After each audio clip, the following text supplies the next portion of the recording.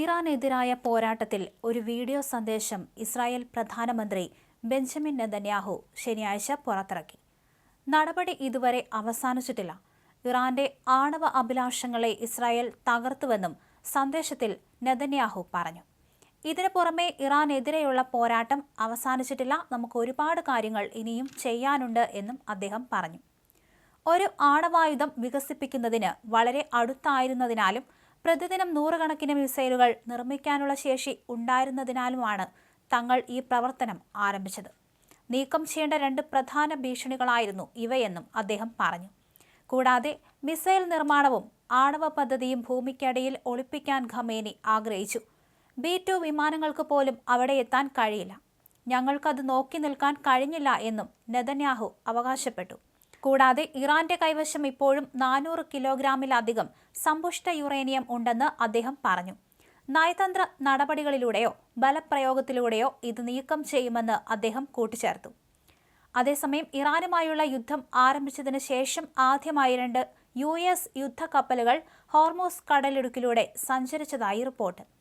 തന്ത്രപ്രധാനമായ ഈ ജലപാത മൈനുകൾ നീക്കി വൃത്തിയാക്കുന്ന നടപടികൾ അമേരിക്ക ആരംഭിച്ചതായി പ്രസിഡന്റ് ഡൊണാൾഡ് ട്രംപ് ശനിയാഴ്ച വ്യക്തമാക്കി. US നേവിയുടെ ഗൈഡഡ് മിസൈൽ ഡിസ്ട്രോയറുകൾ യാതൊരു തടസ്സവുമില്ലാതെ കടലിടുക്ക് കടന്നതായി 3 US ഉദ്യോഗസ്ഥരെ ഉദ്ധരിച്ച് the Wall Street journal report ചെയ്തു.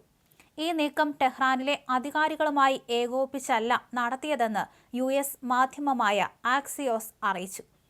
ഹോർമൂസ് കടലിടുക്ക് വൃത്തിയാക്കുന്ന പ്രക്രിയ ഞങ്ങളിപ്പോൾ ആരംഭിച്ചിരിക്കുകയാണ്, ട്രംപ് തന്റെ ട്രൂത്ത് സോഷ്യൽ പ്ലാറ്റ്ഫോമിൽ കുറിച്ചു. ചൈന, ജപ്പാൻ, ഫ്രാൻസ് തുടങ്ങിയ രാജ്യങ്ങൾക്ക് സ്വയം ഇത് ചെയ്യാൻ ധൈര്യമോ ഇച്ഛാശക്തിയോ ഇല്ലാത്തതിനാൽ അവർക്കായി ചെയ്യുന്ന ഒരു ഉപകാരം എന്നാണ് ട്രംപ് ഇതിനെ വിശേഷിപ്പിച്ചത്. സംഘർഷത്തിൽ ഇറാൻ വൻതോതിൽ പരാജയപ്പെടുകയാണെന്ന് അദ്ദേഹം അവകാശപ്പെട്ടു.